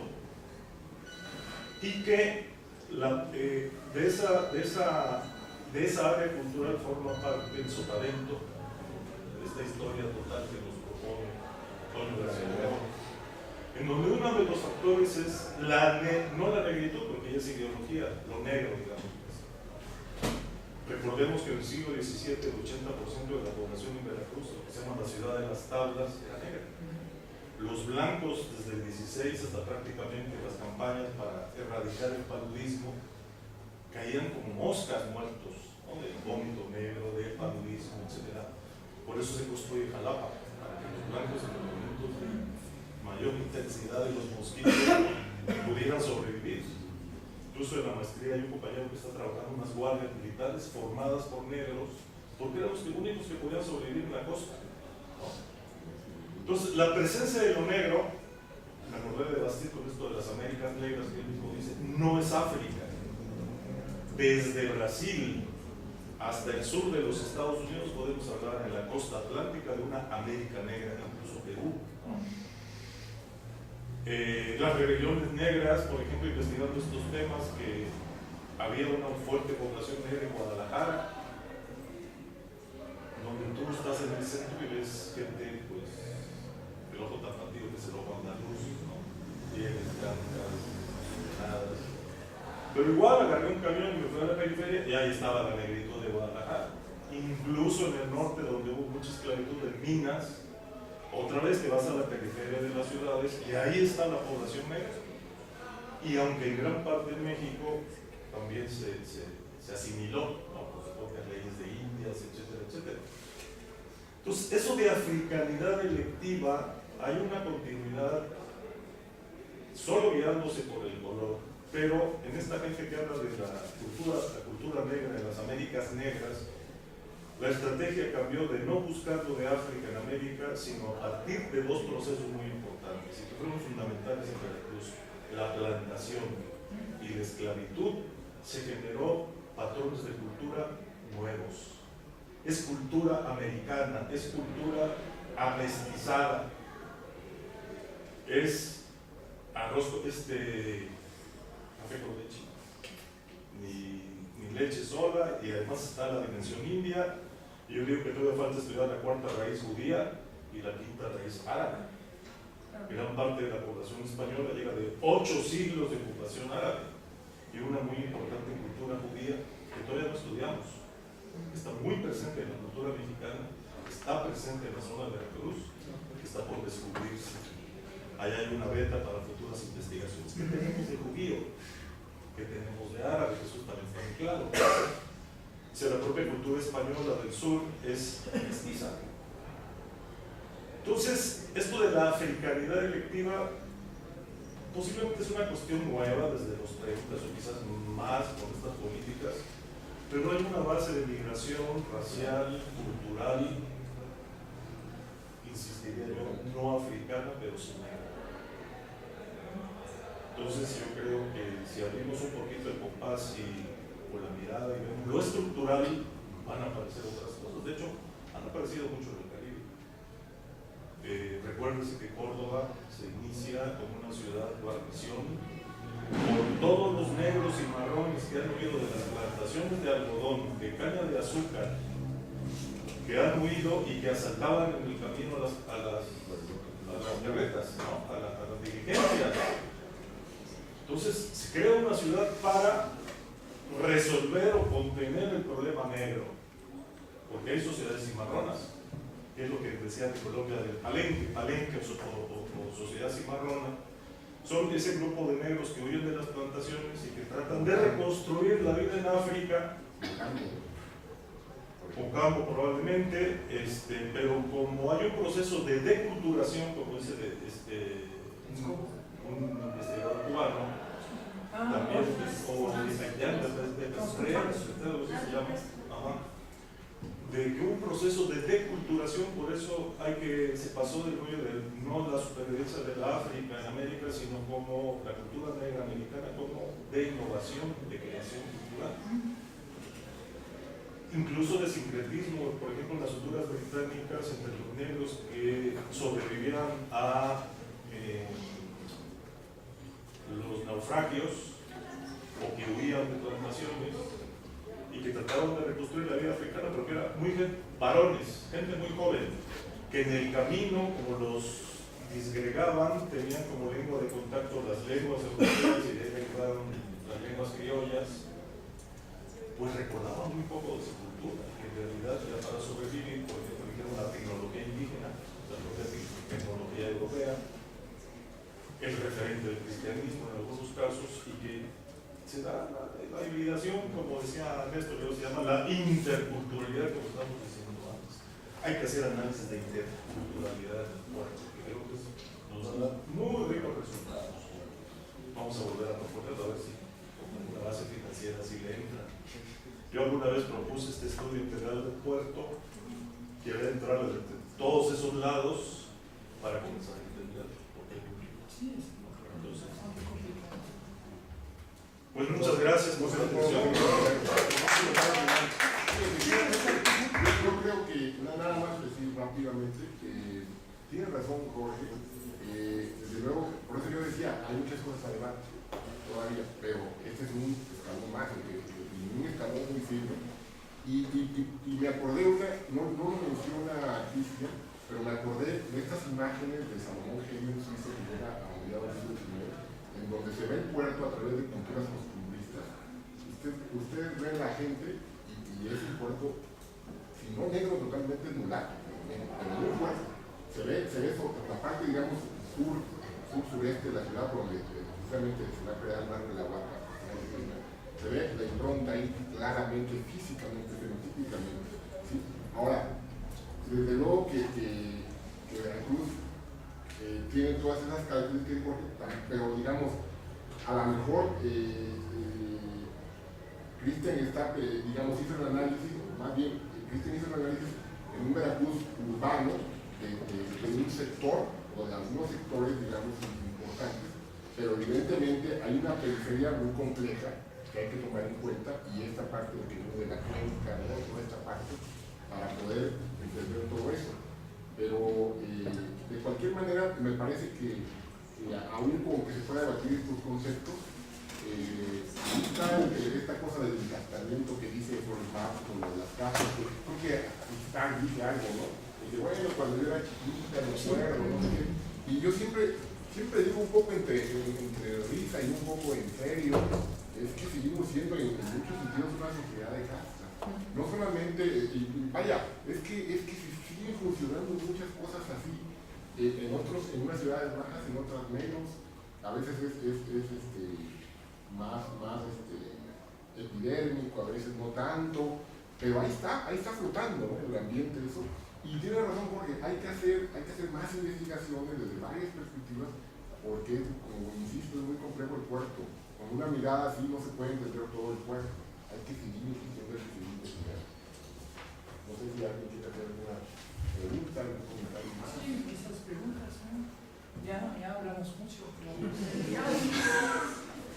¿Se les antoja ver el libro? Sí. Vamos a hacer el objetivo de esta presentación. Si no hay ninguna pregunta, es muy tarde, hay exámenes, presentaciones y todo lo demás. Agradecemos mucho su presencia. Sí, muchas gracias. El libro con un pequeño descuento se puede conseguir de fuera. Muy bien.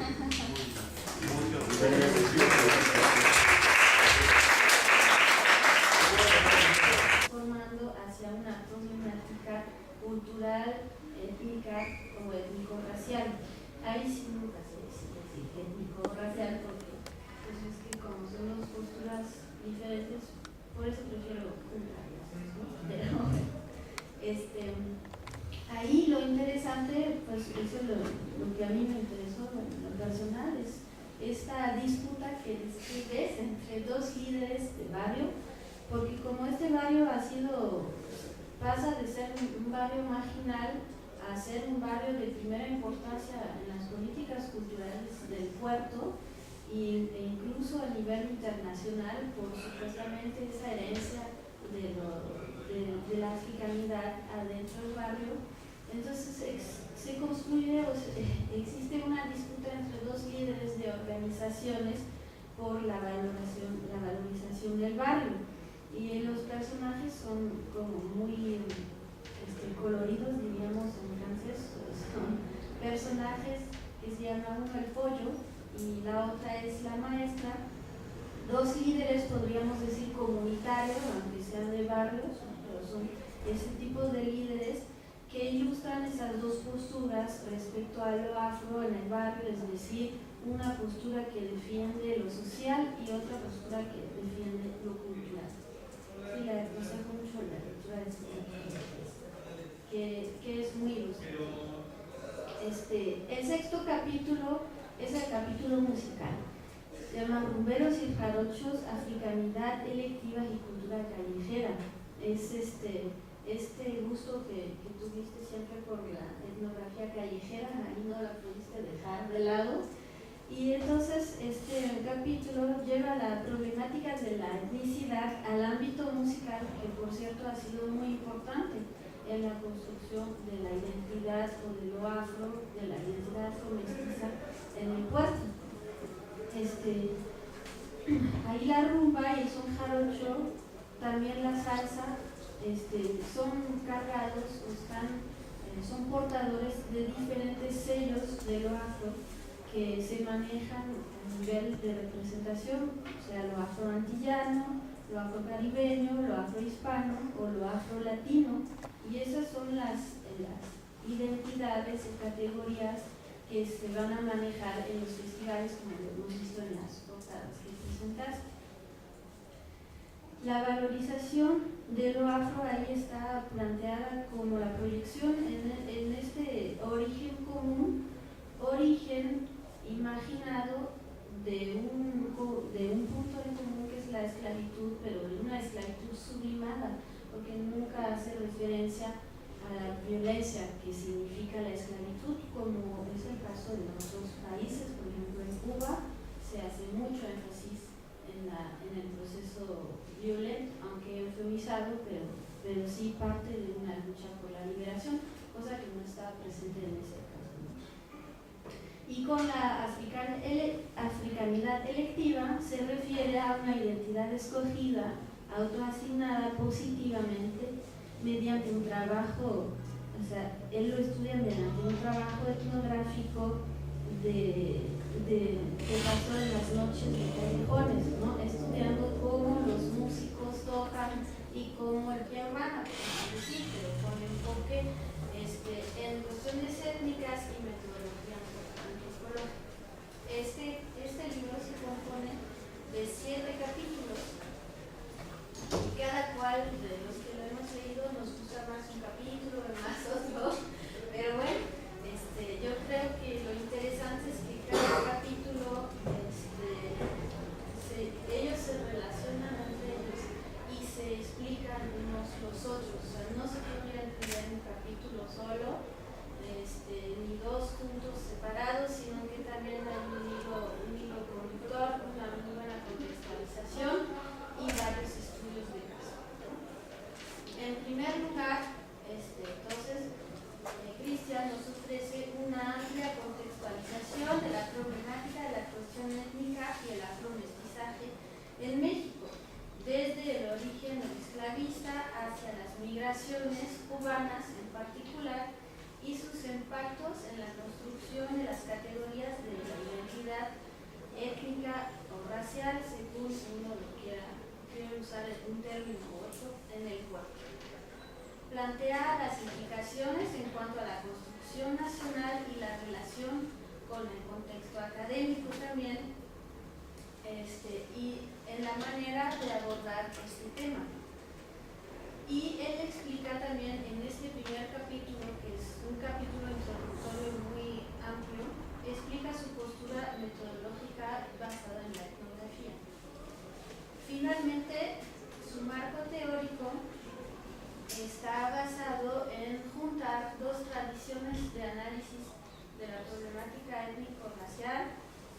la tradición europea y la tradición estadounidense. Y hacer énfasis en diferentes niveles de la realidad social. Por un lado, las instituciones a través del estudio de las políticas culturales, y por otro lado, las representaciones de la ciudad desde representaciones, como podríamos decir, desde afuera, ¿no? Serían los historiógrafos, las guías de turismo, los académicos y demás. Y desde adentro, desde los mismos actores sociales o organizaciones sociales. El capítulo 2 ya entra más en el tema veracruzano, se llama Veracruz Boca del Río, y se trata de contextualizar la urbe, es decir, no solamente el puerto de Veracruz, sino este conjunto urbano Veracruz Boca del Río. Plantea entonces ahí el contexto histórico y social y esa diferencia de desarrollo tan flagrante entre el puerto de Veracruz, ciudad histórica, con su centro, con sus portales y demás, y Boca del Río, que como lo dijo Bernardo hace unos días, se parece cada vez más a Miami que a una ciudad jarocha, ¿no?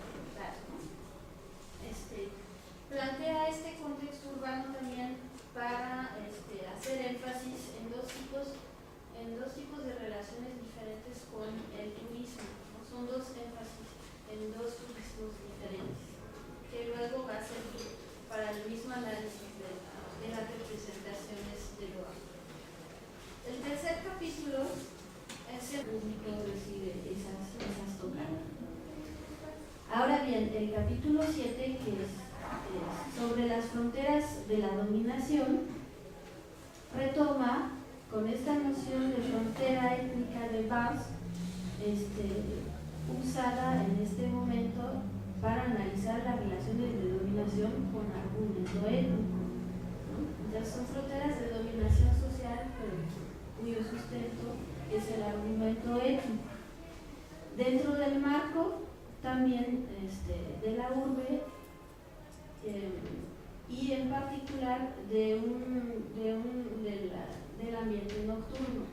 Entonces ahí este capítulo tal vez es el más truculento del libro, tal vez chocante para algunos, porque incluso cuando lo estaba traduciendo estaba así. No puede ser. Porque a veces había transcripciones de sí, muy crudas, no tanto de entrevistas, sino de notas de observación en la discoteca en la que hiciste este trabajo de campo en el Capecio. Ahí Cristian describió y analizó de una manera muy acertada, desde mi punto de vista, la sociedad de casta veracruzana como un pequeño,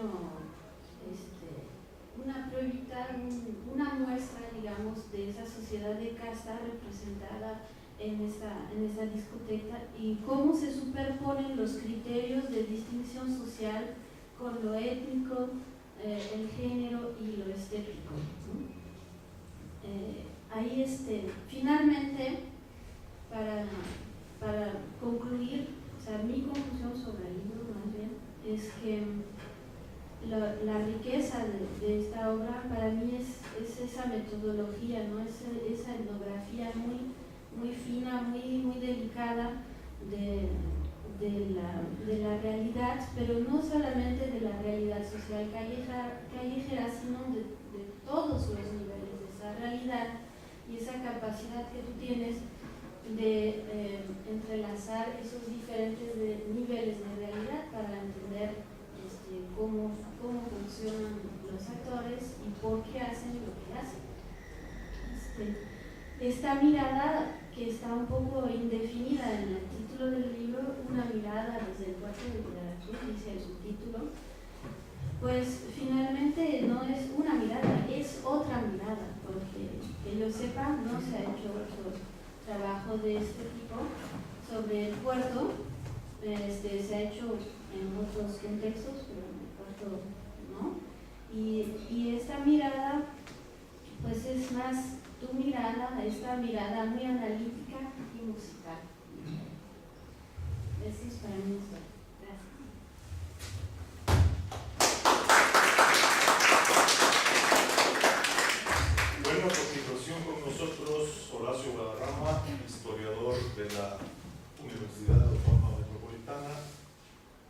vez amante del puerto de Veracruz, que casi ya le dan la ciudadanía honoraria, viviendo en Veracruz varios años, trabajando para el IBEC, actualmente es investigador del Instituto de Históricos Sociales, lleva también a su cargo la revista insignia del instituto y sus resultados de investigación. Presentación del libro de Cristian que se llama Afromestizaje y Fronteras Étnicas, una mirada desde el puerto de Veracruz. Y la primera participante va a ser la doctora Lorraine Carnú, que es doctora en Sociología por la Universidad de París-Diderot. Trabajó más de 10 años sobre los procesos de cambio en Cuba, en particular sobre la identidad política y la relación con el proyecto revolucionario, desde un análisis de los discursos políticos y académicos y una etnografía de la vida cotidiana, del militantismo y de la enseñanza cívica, cínica de esta. No puede ser. Es maestra de aquí de la facultad, en social, en la carrera de social y en la de antropología histórica, y pues va a ser la primera comentarista del texto que estamos presentando y que terminando de aquí pueden, por un pequeño descuento, comprar, si les convence el asunto. Entonces, la doctora Lorraine Carnú. Pues,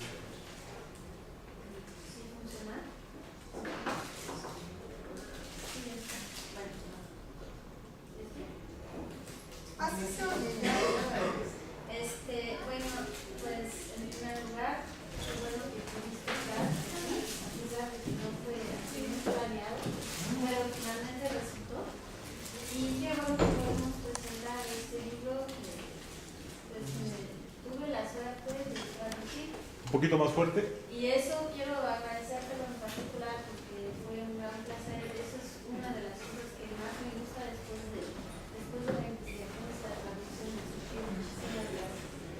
Y quiero también comentar que ese trabajo de traducción no fue un trabajo sencillo de traducción en el sentido que nada más estuve encerrada traduciendo, sino que fue como un va y viene constante porque como es un trabajo antropológico y además es sobre la identidad, pues toda la cuestión a través del lenguaje era entender las formas de pensar y poder expresar formas de pensar y de analizar muy distintas, ¿no? Porque el francés no piensa igual que el español y no se expresa de la misma manera. Entonces fueron vaivenes entre Cristian y yo y Bernardo García y Cristian, mi lectora, porque también como no soy hispanohablante, pues también necesitaba mi propia lectora hispanohablante, en fin, pero al final resultó un producto bastante bueno.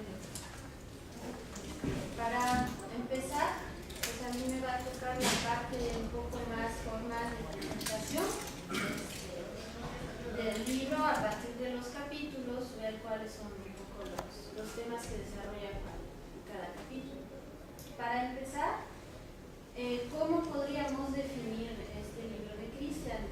Pues podríamos definirlo de diferentes maneras, pero yo creo que el título que escogió para ese evento de la etnicidad en la ciudad define bien su trabajo de manera transversal y en particular en esta obra que es un análisis de la etnicidad urbana, de sociología. Se enfoca en el análisis de las políticas culturales y el impacto que tienen en las representaciones del lugar que puede ocupar lo afro en México desde el nivel global, es decir, desde las producciones de concepciones globales de identidades culturales, como el nivel de la UNESCO, el nivel del World Food, etc., hasta el nivel local, pasando por lo nacional y esta nueva era de la apología, por decirlo de alguna manera, de la diversidad cultural que se va construyendo el marco de verticalización de esas identidades, como por ejemplo el son jarocho o el son montuno. Ahí llevado por el IBEC, por ejemplo, que lo veremos más a fondo con Horacio. En este capítulo lo que es, creo, lo más importante para entender justamente esa construcción de lo afro es cómo se va ubicando poco a poco en las representaciones, cómo se va ubicando el puerto de Veracruz dentro del Caribe, como lo planteó Cristian hace poquito. Es decir, cómo se va ubicando en el Caribe y con esta imagen o representación del Caribe se va construyendo la imagen de lo afro a través de esa herencia africana, producto del proceso de esclavización. El cuarto capítulo es sobre el discurso turístico y historiográficos. A primera vista uno podría pensar que, bueno, que tiene que ver una cosa con la otra, pero sí se relaciona en el sentido que se construye en gran medida este discurso turístico, se sustenta en los discursos, en las construcciones historiográficas y viceversa, algunos elementos de las historiografías que tienen un discurso a veces exotizante. Entonces ahí esos diferentes enfoques son los que mencionaba anteriormente, que son los discursos o las construcciones de identidad desde afuera, pero que están orientadas a construir las relaciones, las representaciones de la ciudad vinculada al turismo y a este exotismo o autoexotismo, ¿no? Y cómo vemos la evolución del mismo exotismo a través de las representaciones, como lo mostraste en las fotos, representaciones de las jarochas, del exotismo positivo blanco al exotismo negro, cómo es que se construye este proceso. El quinto capítulo se llama La Huaca, Barrio de Negros, y es realmente el primer estudio de caso como tal del libro, que es esta etnografía que realizó Cristian en el barrio de La Huaca, y lo analiza como laboratorio del mestizaje, ¿no? Con este barrio, él plantea un ejemplo de un barrio como se construye a través en primer lugar, en una problemática social, ¿no? Como barrio de obrero, y cómo esa problemática social se va